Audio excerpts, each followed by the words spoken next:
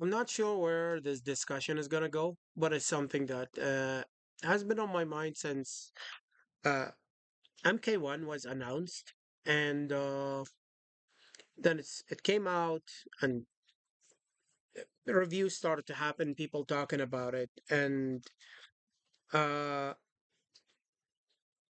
also like the we had Mortal Kombat 9, and then we had MKX and 11, and it felt like to be honest, 11 was supposed to be like the uh, maybe a closure of the trilogy, where we got the reboot where it linked everything together, and it made a more cohesive story of whatever we had before, and starting a new timeline. And then came MK10, which was great, and with the Revenant story, and MK11. Uh, Today, uh, on on the TV this morning, it was on the autoplay, and we were watching the trailer for MK2 movie, and then YouTube plugged in the all of the cinematics for MK1, and that was interesting. It felt like it's like I completely backed off Mortal Kombat since 11, because 11 felt more like a grindy game instead of like nice pacing unlocks. I like the conquest of it. I like the characters, the design, everything in it was great. It's just the grindy nature of it and these towers of time, and it was too grindy that I could not uh, play this anymore. It got on my nerves. Uh, but here is the thing. I'm watching these cutscenes completely disconnected. I'm not part of the series anymore. I don't I'm not the hardcore fan that I used to be. Religiously every Mortal Kombat game that I have to play, and it felt very strange looking at all of these cutscenes. What felt strange to me is that it's cool that Havoc is there and he's doing all of these things and he's the bad guy, but it felt like it's a rehash of the whole Revenant story. It's just now they all look like, they're the Havoc version, and it was weird. It's the same exact story, and we have an hour and a half of cutscenes. Like this is the whole movie. That's a whole movie of it. And the problem, at least for me personally, when I decided that I don't want to buy Mortal Kombat 1, was the fact that there are characters that are going to be guests, but they are not playable. They're going to be like the supporting characters. And it's like the character is there, but not really. So that was one thing. But also, I tried to play it with a couple of friends who had it, and it did not feel, something was feeling off. And I guess I still have the taste in my mouth of uh, the grindy nature of Mortal Kombat 11, and also Conquest. The Conquest in 11 was great, and I wanted more of that. Like in it would be Mortal Kombat Shaolin monk style, and I guess that's why I just stepped back. I'm like, okay, I'm tired. I feel fatigue that there is no fresh flavor in this franchise, and I'm looking back at Mortal Kombat Deadly Alliance and that time when we had Deadly Alliance, Deception, Armageddon. And I guess that's when I guess NetherRealm Studio this talk not to blame anyone, okay? I'm not blaming a single soul here, other than the nature of what corporate is. Uh when NetherRealm, I guess they separated from Acclaim on Midway, uh, and they started doing their own thing. We got Deadly Alliance, which was great. There's like, look at the number of the characters on this game. It's like how many? We got 3, 6, 7, so 7. Uh, that is over 20 characters. Over 20 characters in a single release, and it's awesome. This game was like super cool with the release of the fighting styles, and then you pull up a weapon, which brought some of the MK4 back, with this whole flavor of shifting fighting styles per character. And it was great. It introduced a lot of new things. And there comes Deception. And Deception also has the same thing, same exact thing. And they expanded on the Conquest mode. Conquest was like a full-on story. It was great. Uh, with Shojinko, and uh, like leading up to that, Shojinko was this massive player in the story. And again, all of these new characters now. But what was more interesting was what came after Mortal Kombat Armageddon, which it brought all of the characters, same exact models from Deadly Alliance, and uh, uh, Deception, and adding more on top of it. Okay, and putting this massive roster of characters. Okay, and introducing a new combat, not leaving any of the characters behind. And I guess that was a time where corporate middling was out of the way. The creators, okay, I'm not sure if this is really or real or not, but I think the creators had more freedom to do whatever the hell they want to do. Okay, so you got this massive roster of characters that was offered to the player. No one is left out, and even if it was not like the competitive nature, it was a great game. It was broken competitively, yes, but it was a great game. It was fun to play. You sit down with your friends and you beat the shit out of each other, and you have your fan favorites, and you got your friends' favorites, your favorites, your cousin's favorite, everyone's favorite was there.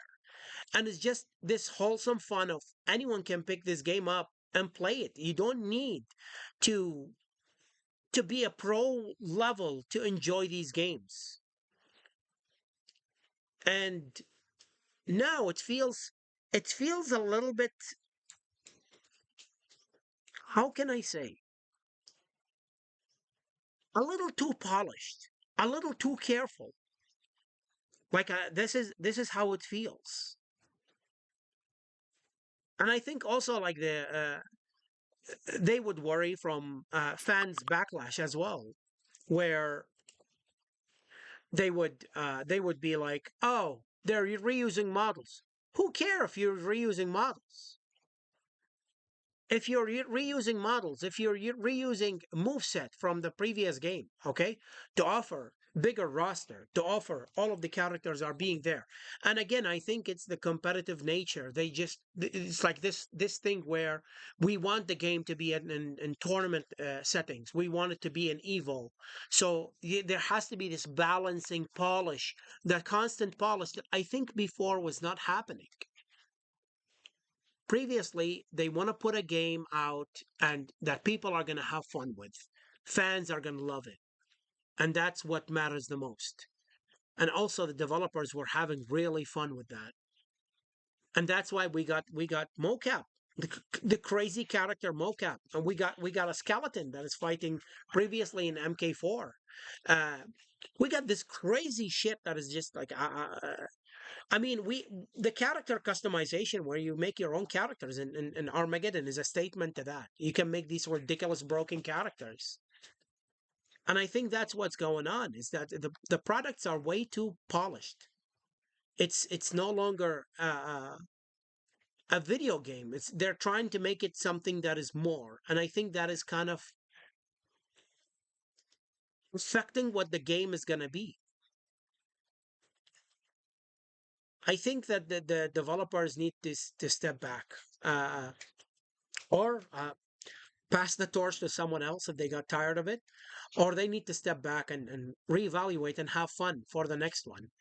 And again, corporate middling is what is ruining a lot of things. So a little bit of fight back against the corporate middling. You know the product, you have developed it, you have created it, you started it. You're the one who made it. You know what it is and what it could be, and you know the fan base. Fan base, they have been supportive since forever.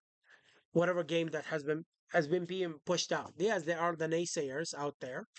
Uh, at least I wouldn't call myself a hardcore devoted fan, but I played all of the Mortal Kombat games. The only one that I missed, I guess, was Mortal Kombat versus DC because it felt a little too clean for me, too sterile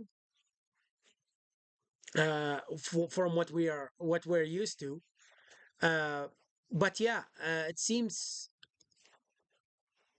MK1 is very strange. It's a rehash of the Revenant story, and it was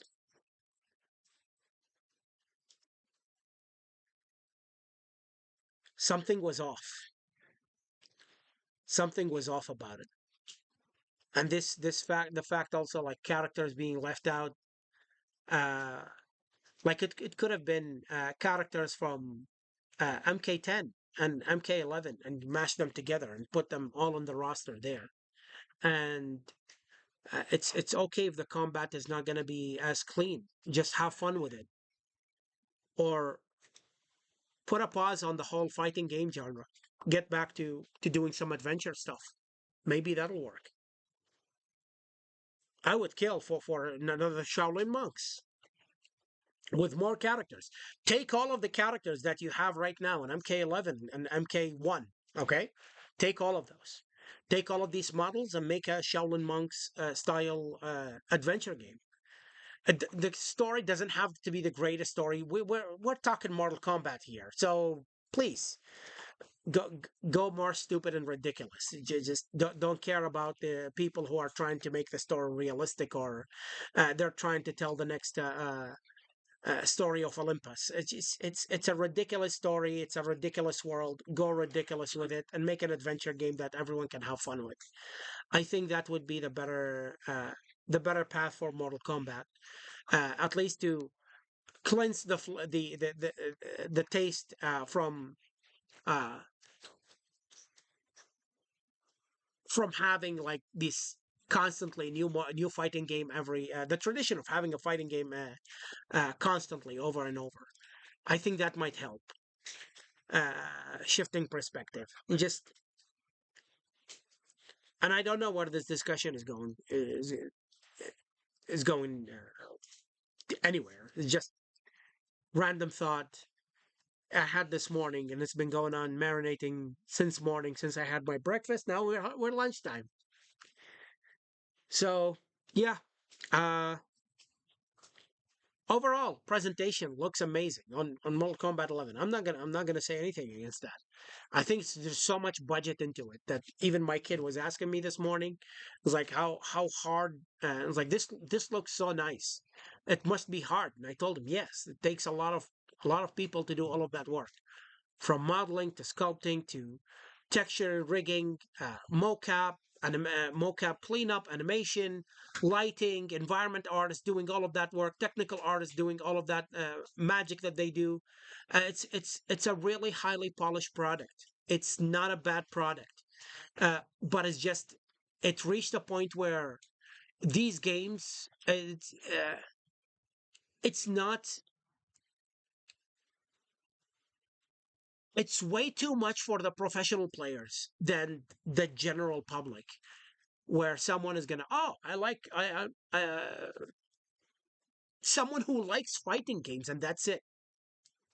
Then not every fighting game have to be for professionals, and has to have that balancing, and has to have this very carefully polished, clean, shiny balancing when it comes to a game, and you have to know iframes, and you have to know all of these things.